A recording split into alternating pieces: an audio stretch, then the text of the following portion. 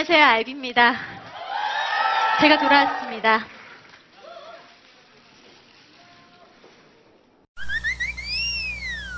안녕하세요. 오렌지 카라멜 비트코인입니다. 비트코인 최고점 돌파 소식과 함께 4개월 만에 돌아온 오케비트.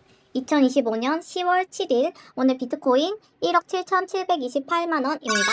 공주들아! 비트코인을 사라! 요즘 뉴스를 보면 비트코인이 원화 기준으로 사상 최고점을 찍었다는 이야기가 자주 들립니다. 많은 분들이 비트코인이 오른다고 생각하시지만 사실은 비트코인이 오른 게 아니고 원화의 가치가 떨어지고 있는 겁니다. 물가는 오르고 환율은 폭등하고 그런데 월급은 그대로입니다. 저는 이 상황이 단순히 경제 일시적인 현상이 아니라 피앗 시스템, 즉 근거 없는 신용에 기반한 화폐 구조의 붕괴라고 생각합니다. 오늘은 그 이야기를 차분히 나눠보려고 합니다. 한국에 최근 무슨 일이 있었죠? 민생 소비 쿠폰을 줬어요. 1인당 15만원. 현재는 2차 살포 중입니다. 우리는 한다면 한다는 재명이 오빠, 원화를 박살내기 위해 확실하게 해주고 있습니다. 우리의 어둠의 비트맥시 재명이 오빠. 빨리 국민들이 비트코인 사게 하기 위해 몸바쳐 일하고 있어요. 이렇게 힌트를 주는데도 사지 않다니. 재명이 오빠 운다 울어. 지금은 비트를 사야 할 때인데 눈치 게임이 시작되었어요. 아직도 눈치 더럽게 없는 뒷북대장 분들이나 지금 부동산을 사려고 아직도 혈안이 되고 있어요. 지금은 부동산 살 때가 아니고 비트코인 살 때입니다. 왜냐? 한국은 지금 전 세계에서도 가장 빠른 속도로 고령화되고 있습니다. 일할 사람은 줄어들고 복지를 필요로 하는 인구는 늘어나고 있어요. 나라의 성장 동력이 사라져가고 있으니까 사람들이 살기가 너무 팍팍해요. 그러니까 정치인들한테 달려가서 너네가 이 문제를 해결해라! 표를 줄 테니까 너네가 이 문제를 해줘! 근데 사람들이 살기 더 팍팍해지는 이 문제를 만드는 주체가 뭐죠? 바로 국가입니다. 아니, 당신 아나키스트냐? 라고 반문을 먼저 가지지 말고 천천히 들어보세요. 우리가 살기 팍팍한 이유가 뭐죠? 임금은 그대로인데 장바구니 물가, 집값, 양육비가 치솟았어요. 왜죠? 화폐 가치가 하락했기 때문입니다. 구매력이 하락한 거예요. 똑같은 100만 원이어도 시간이 갈수록 살 수 있는 것이 점점점 줄어들어요. 근데 이 화폐 가치가 왜 하락했냐? 바로 정부가 신용을 기반으로 국채, 즉 돈을 마구마구 찍어서 풀고 있기 때문입니다. 장바구니 물가, 이런 문제들을 장바구니 물가, 집값, 양육비 폭발 이런 문제들을 정부가 지원을 해줘서 해결해 줄게라고 말하고 있죠. 그래요. 해결 방법이 뭐냐? 바로 지원해 줄게. 돈 줄게잖아요. 정부는 이 문제를 돈을 찍어서 해결하려고 합니다. 국채 발행.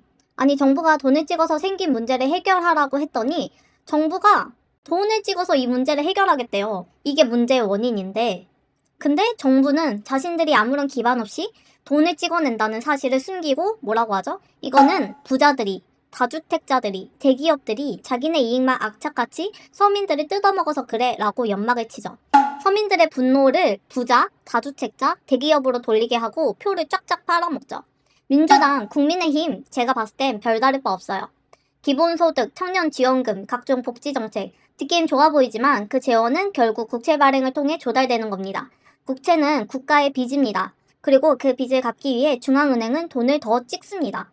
문제는 그 돈이 새로운 가치를 만들어내지 못한다는 거예요. 재화와 서비스가 늘어나지 않은 상태에서 돈의 양만 늘어나니까 결국 물가가 오르고 화폐 가치가 떨어집니다.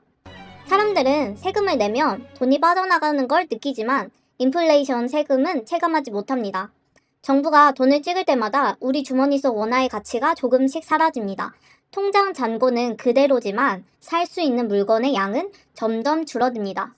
그러면 사람들이 자연스럽게 불평해요. 요즘 왜 이렇게 비싸졌지? 정부가 좀 도와줬으면 좋겠는데? 그런데도 아이러니하게 그 정부의 도움이 바로 이 문제의 원인입니다. 도움을 요청할수록 국가는 더 많은 돈을 찍고 그 결과 우리의 노동 가치는 점점 희미해집니다. 지금의 연금, 건강보험, 복지 시스템은 기본적으로 미래 세대가 지금의 세대를 부양한다는 구조입니다. 그런데 그 미래 세대가 점점 사라지고 있어요. 일할 인구는 급격히 줄어들고 있고 세금과 보험료를 내는 사람은 받는 사람이 더 많아지고 있다고요. 결국 남은 선택지는 단 하나. 국가가 빚을 내서 버티는 거. 근데 이거는 정말 단기적인 미봉책일 뿐이에요. 계속 돈을 찍어내면은 이 원화의 가치, 원화가 튼튼하다. 한국의 화폐의 신뢰가 무너지고 국민의 노후를 지켜야 할 연금이 오히려 종이 조각이 되어버립니다. 이건 단순히 인구 문제가 아닙니다. 피아트 화폐 시스템 자체가 지속 불가능해졌다는 신호입니다. 이제는 깨어나야 합니다. 지금 많은 분들이 정치에 해답이 있다고 믿고 있어요. 내가 지지하는 당이 혹은 저쪽 당이 이 문제를 해결해 줄 거라고요. 하지만 그건 착각입니다. 민주당이든 국민의힘이든 국가가 화폐를 통제하는 한 구조는 바뀌지 않아요. 정치가들이 표를 얻기 위해 약속하는 복지와 지원금은 결국 당신의 미래를 담보하는 빚을 내는 행위입니다. 그렇기 때문에 지금은 정치적인 선택이 아니고 화폐적 자각의 시대가 되어야 합니다. 우리가 피아 시스템의 명목 화폐의 한계를 인식하지 못하면 우리의 시간, 노동, 인생이 서서히 녹아내리는 거예요. 비트코인만이 유일한 탈출구입니다. 비트코인은 단순한 투자 수단이 아닙니다. 누구도 임의로 공급량을 늘릴 수 없는 인간 역사상 가장 정직한 화폐입니다. 정부가 돈을 찍을 수도 정치가가 표를 얻기 위해 조작할 수도 없습니다. 내가 오늘 일해서 번 가치가 내일도 그대로 보존될 수 있는 세상. 이게 바로 사운드 머니의 세상이고 그것이 비트코인이 꿈꾸는 세상입니다. 지금은 한국을 탈출해야 하는 시즌일지도 몰라요. 하지만 그 탈출은 국가를 떠나는 게 아니라 국가의 통화 시스템을 벗어나는 것입니다. 원화를 버리고 사운드 머니로 옮기는 것, 비트코인으로 저축하는 것, 그것이 진짜 자유로 가는 첫걸음입니다. Buy Bitcoin, never sell your Bitcoin. 오케이, 다음 시간에 또 만나요. 바이 바이 비트.